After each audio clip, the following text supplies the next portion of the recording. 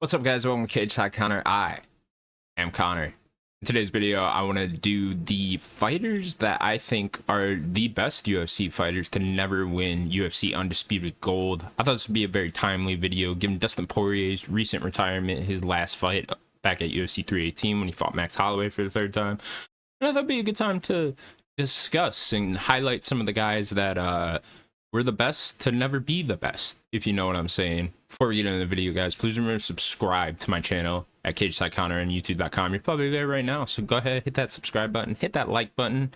If you don't, your favorite fighter that currently doesn't have a title will not ever win a title. So all you Hamzat Chimaev fans, you best be subscribing.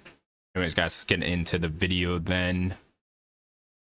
First fighter I'm going to be starting with then is Yoel Romero, the Soldier of God himself. Yeah, Yoel Romero, he went on a crazy 8-fight win streak in the UFC, I believe. Had wins over Jacare Souza, Chris Weidman, eventually got a win over Luke Rockhold. So he's beaten guys that have become champions in the UFC or that were champions in the UFC before he fought him. And he just wasn't able to get over that hump because he ran into Robert Whittaker not once but twice. I believe he fought Robert Whittaker for the UFC interim title first, which was also a great fight, but nothing compared to their second fight at UFC. God, what was it? I want to say it was UFC 228 in Chicago. I was actually at this event live. This is probably the best fight I have ever seen in person.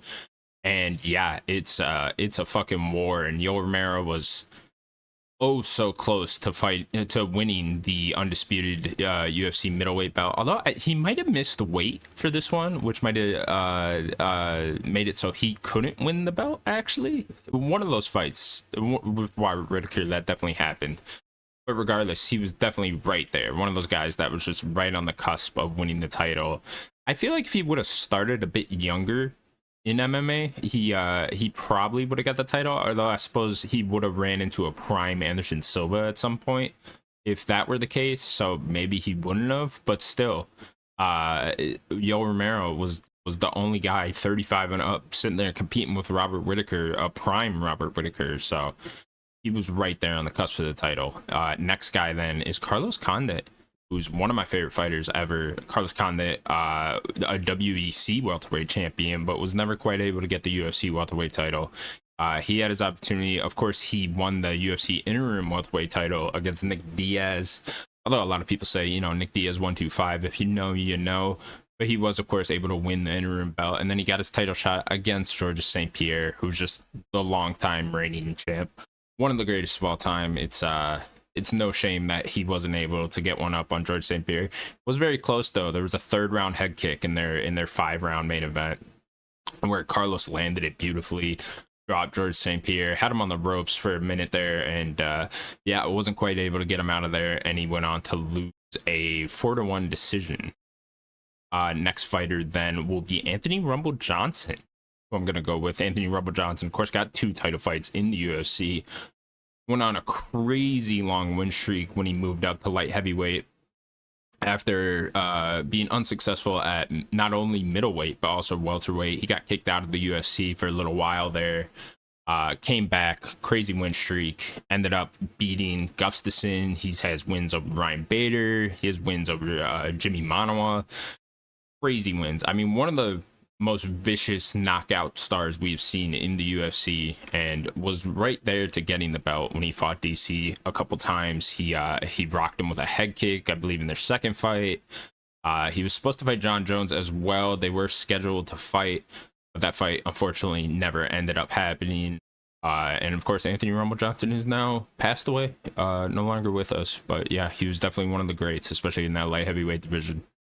Next fighter then, Gilbert Melendez, who's just God, he's so fucking entertaining back in the day. Prime Gilbert Melendez. Go watch some prime Gilbert Melendez fights. His fights with Josh Thompson back in the UFC, or in Strikeforce, excuse me, are some of the best MMA fights out there. His fight with Diego Sanchez in particular in the UFC, one of the best MMA fights there is.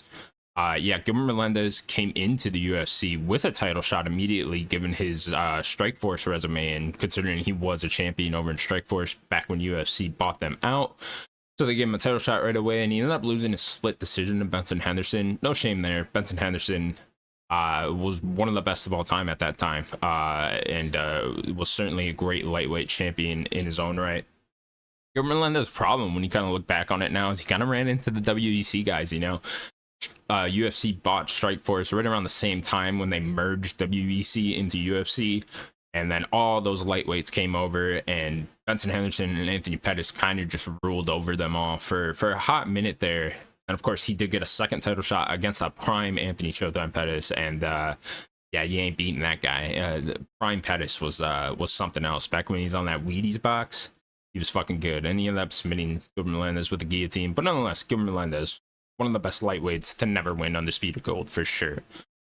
Next fighter then, Alistair the Reem Overeem, as some like to say, was never quite able to win Undisputed Gold in the UFC. He got damn close a couple times, but specifically in that Stipe fight, in which he ended up losing to Stipe Miocic in Cleveland back at UFC 203, I believe it was.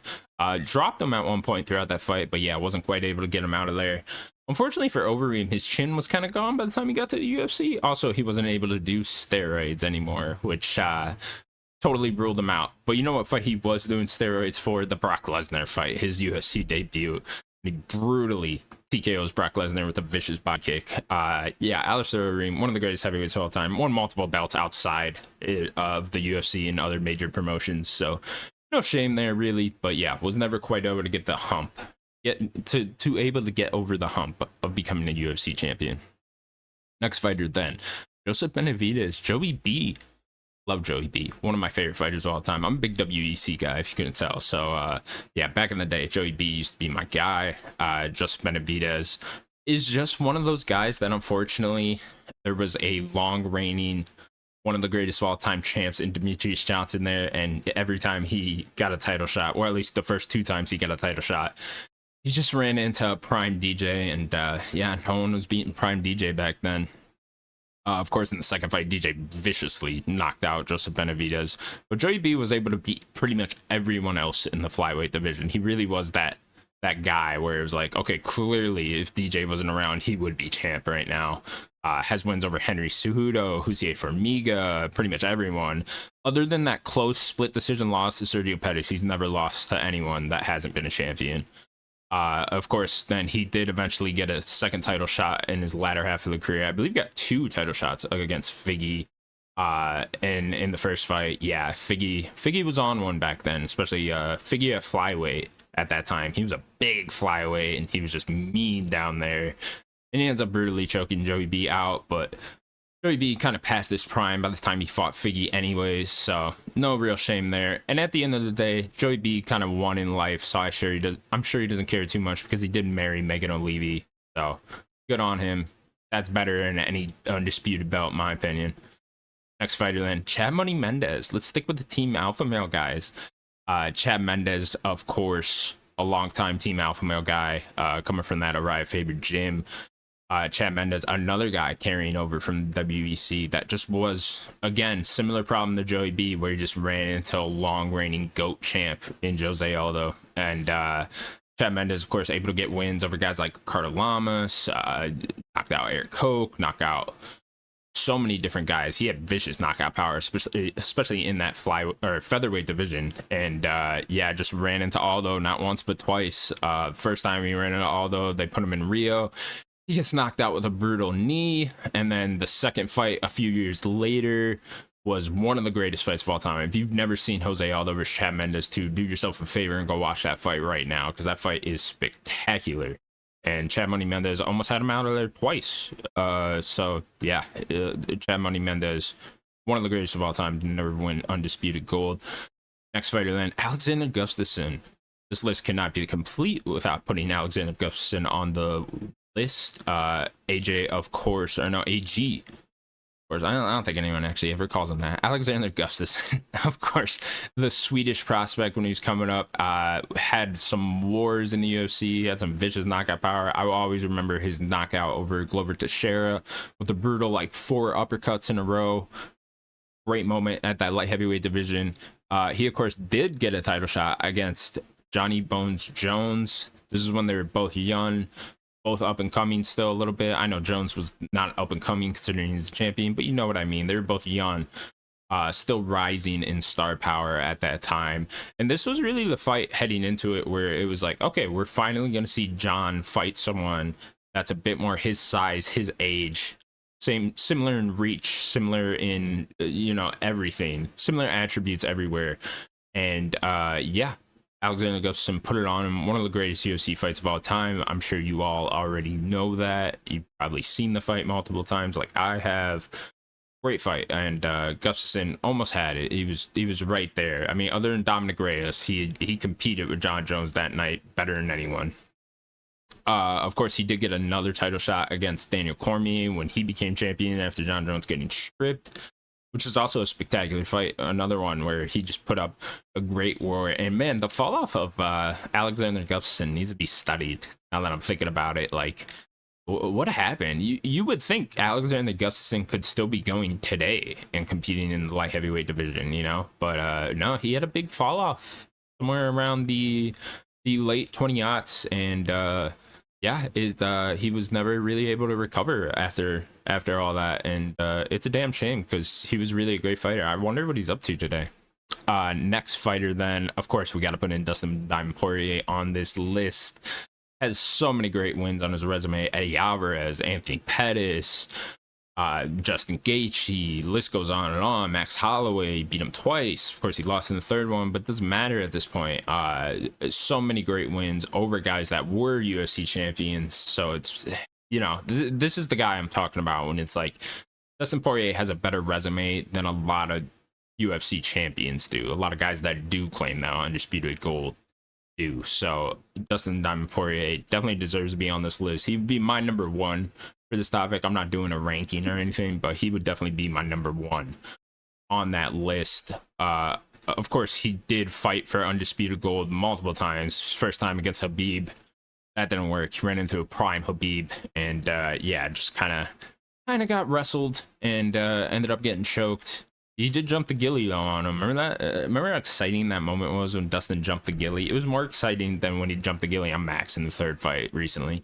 I remember thinking he had it too, and he was gonna actually choke out Khabib, but it wasn't meant to be. In his next time fighting for undisputed gold, he fought Charles Oliveira. Of course, a prime Charles Oliveira. No shame in losing to him. Also got choked out there. And then the last time he fought Islam Makhachev in what was probably the fight of the year for 2024. Up there at least. Although I suppose you could argue Esteban Ribovic versus Daniel Zellhuber was actually fight of the year, which I would probably agree with that. But regardless, one of the best fights of the year, and still showed that he can compete with the highest level guys back in 2024. But yeah, couldn't quite beat a prime Islam Makhachev. No shame there. But yeah, Dustin the Diamond Poirier, unfortunately, will never achieve getting the undisputed UFC gold. But he is a great fighter in his own right. Our last fighter then. Everyone's telling me I'm going to add this guy, but I can't really find anywhere where it says Chael P. Sonnen is lost. So I don't know. People are saying he's the best to never win a belt. I'm pretty sure he won a belt in the UFC middleweight division, in the UFC light heavyweight division. He beat John Jones. And then, of course, in the UFC heavyweight division when he beat Fedor. Yeah, that did happen in the UFC. Look it up. It's real. That's a real thing. So, I don't know. All you guys telling me I got to add Chael P to the list. Not entirely sure what the fuck you're talking about. Here he is holding a belt right there. So, clearly, he must have been a UFC champion. I don't know. Evidence is right there. It's right in front of us. Remember when he broke John Jones' toe? I remember that. Pepperidge Farm remembers that. Anyways, guys, that's going to do it for the video then. Let me know in the comments who your favorite fighter is to never win undisputed gold. Who do you think is the best fighter to never win undisputed gold in the UFC? Let me know in the comments below. Please remember to subscribe to the channel. Hit that like button. Do all that random shit the other YouTubers tell you to do. And I'll see you in the next one.